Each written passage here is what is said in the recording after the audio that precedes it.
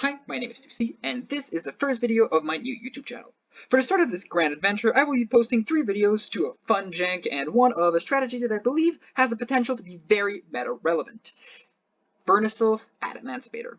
I'll start by explaining the deck, then I'll show a test hand, and try the deck going first and going second.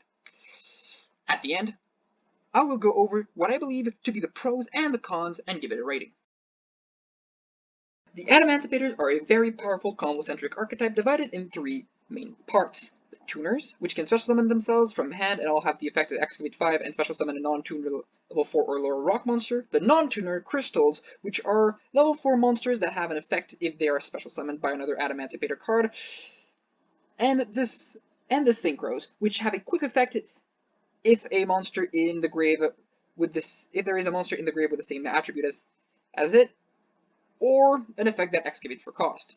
These rocky fellows are sure to bring the fear of God into any Master Duel player's heart, however due to their unfavorable matchup against the Big Rock, and their loss of their key combo piece, Block Dragon, lately in the TCG they have fallen quite hard out of the meta. But that's where the VERNUSYLFs come in. These Earth monsters all have effects to special summon another Earth monsters from the grave when discarded, while also having a bonus effect to search, or send, or draw some cards. All of that at the low cost of a discard and of locking you into using Earth monster effects. This isn't really that much of a problem in the main deck, due to the Adamancipator tuners and surrounding rock monsters pretty much all being Earth, but for the extra, not so much. Burlow Dragon and Appaloosa become completely unusable, and these are staples of big combo decks, which Adamancipator is. However, this is a very, very low price to pay for the absolute massive boost in consistency that these little Earth Fairies give you. These guys allow you to convert any bricky cards in your hand, like let's say a Quakimeru Guardian, into potential material for Adamancipator's pitch and convert them into advantage. They are perfect for the archetype and allow you to make pretty awesome boards. Additionally, this deck is quite adept at dealing with this meta. We aren't playing any light or dark monsters in the main deck, which means that the opponent's Bestials turn into Bricksteals. And due to the fact that the Adamancipators excavate, we can play without our graveyards. Not to the same level as, let's say, Flouanderies, but we can play through D-Shifter, and we can absolutely play through Abyss Dweller. Now, before going to testing, let's do the card by card. By card, we are playing 3 Gigantes. This is pretty much a free special from hand, providing we have an Earth Engrave. For the Adamancipators, we are playing 3 Researcher, 3 Analyzer, and 3 Seekers. Then for the Crystals, we are playing 3 Dragite. This is pretty much a draw 1, provided we haven't already used a VERNUSYLF, 1 Raptite, and 1 Leonite. We aren't playing too much of the Crystals because we cannot use their effects and because they are non-Earth, but we still want to be playing them for they are great rank 4s. We're also playing 3 Quakimeru Supplier and 3 Quakimeru Guardian. Quakimeru Supplier is pretty much another free special from hand, provided we have a rock monster that hits the grave, that is sent from field to grave, and it also searches into Quakimeru Guardian, which acts as material for VERNUSYLFs, and also if we are able to special summon it, acts as a way to prevent our opponent from interrupting us with, let's say, a Rukalos or hand traps. This acts as this is a negate on the field. For the VERNUSYLFs, we are playing 3 Awakening Forest, 3 Flourishing Hills, 1 VERNUSYLF of the Tawning Mountains, and 1 VERNUSYLF of the Misting Seedlings. We will want to be summoning either Misting Seedlings or Mountains for our Natura Beast, and all of them are great. They provide us with a lot of consistency, like I said prior to this. Awakening Forest pitches an Earth monster to graveyard. This one adds a VERNUSYLF card. She draws 1 card, and Seedling adds an Earth Fairy monster. Revival Golem is what we will be pitching off of the Awakening Forest, allowing us to basically have a special summon 2. We are playing 3 Doki Doki. This acts as the main normal summon for the deck. And we are also playing 2 Mudoras, because Mudora is because Mudora is just great at dealing with Tear and it's an Earth Fairy, so why not add it to the deck? And for the spells, we are playing 1 Second Light, which is basically Pot of Greed, provided we don't have any cards set, or we don't play any more spell traps. It also allows us to, let's say we draw something that breaks us, return 1 mulligan our hand for 1, which is incredible. I hope we will be seeing this card. For the extra, we are playing 1 Burrow on the Floor, 1 Crystal Wing Synchro Dragon, 1 Adamancipator Risen Dragonite, 1 Draco Berserker of the Tenyi, 1 Raptite, 1 Churia Beast, Herald of the Arclight, which we can make very easily.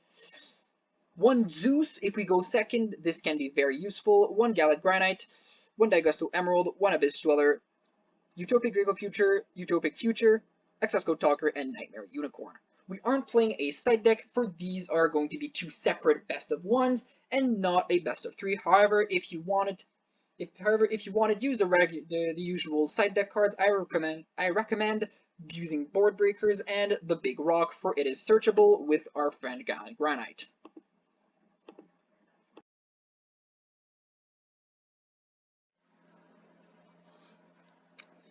Now, time for our test hand. Let's see what we're working with here. Oh my god, and this is insane, provided Sekka's Light comes through for us. And we will activate Sekka's Light, drawing 1, and then...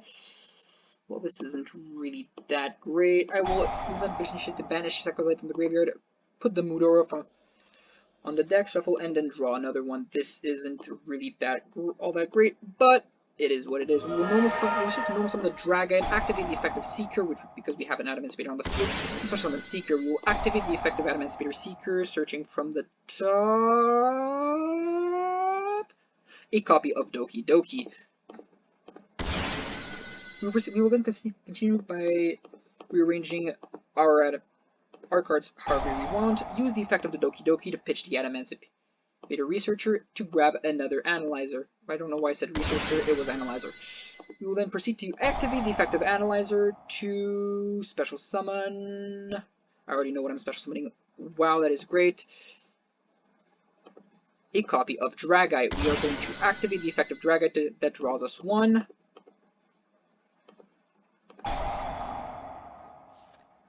And draw into another VERNUSYLF. Perfect.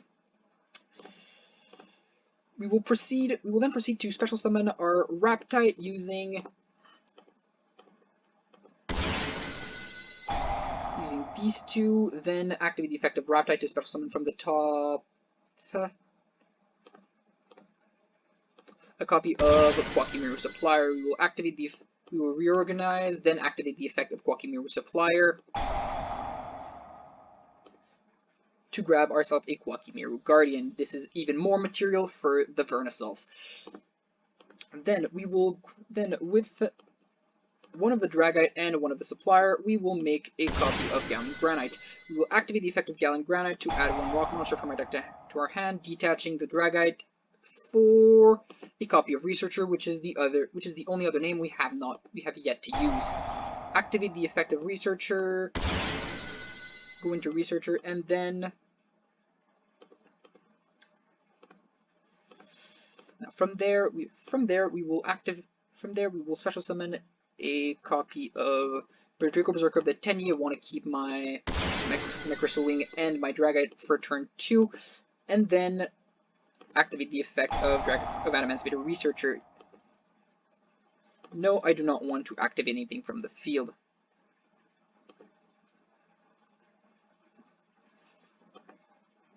We'll proceed to special summon a Kwakimeru Guardian, and then rearrange our cards. From there, we will grab ourselves a copy of Daigusto Emerald. This is great because it allows us to draw 1 more material, provided we haven't used our VERNUSYLFs yet, and it also allows us to rearrange and to replace some of the cards that we might want to be in deck. This time I will place 1 of the Doki Doki backs and draw into another Researcher, perfect for next turn. From there, we will do our first special summon and special summon the Barone, our Barone on the floor, and then special summon ourselves a copy of Utopic Future using the Daigusto Emerald and the Gallic Granite to go into a VFD.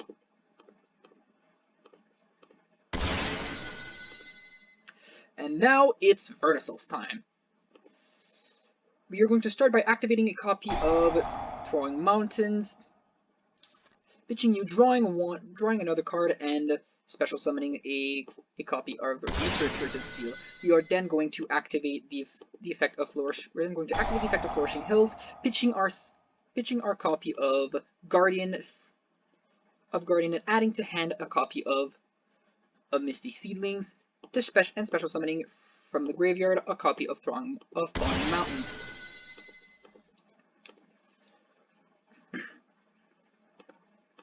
Which allows us to synchro summon into a Naturia Beast, providing an infinite spell negate. Then we can activate our copy of Awakening Forest, sending to graveyard where the hell is it? I know it's not there. Perfect. Our Revival Golem, and special summoning one Earth level 4 monster in the graveyard, and special summoning the Revival Golem, leaving us with a copy of Abyss Dweller and 2 additional VERNUSYLFs. This is incredible. This is incredible. Going first, going second. We still have cards in hand. Pretty impressive. For our first game, we are against none other than Ishizu Tier, and oh dear god, our hand is hot garbage. Let's see how these VERNUSYLFs can carry us through this. We're going to start by normal summoning Dragite, then we're going to use the effect of the VERNUSYLFs to special summon our copy of Analyzer. We are going to mill off the top absolutely nothing from Analyzer. Again, one of the weaknesses of the deck. If you can sometimes mill absolutely nothing from your Adamancypators, mid Gallon Granite, special summon, grab Researcher, special summon Researcher, mill off the top. At least this time we will have stuff to grab. Oh, and a copy of Guardian. We're going to then grab a throw on the floor, special summon a fucking Mirror Supplier, and then from there special summon our copy of the Analyzer and our copy of a Golem to make Abyss Dweller pass turn. This isn't really optimal, but it's all we can do. We're going to negate the effect of the Keldo. They are going to be able to summon the Tyranno, the Mudora, and the Rhino Heart. We've used Dweller, and they've summoned a Baguska. Fuck. Well, apparently I don't know how Baguska even fucking works, so I try to use my effects, but then go into a copy of Accessco Talker, which he will respond to with his Bestial in hand.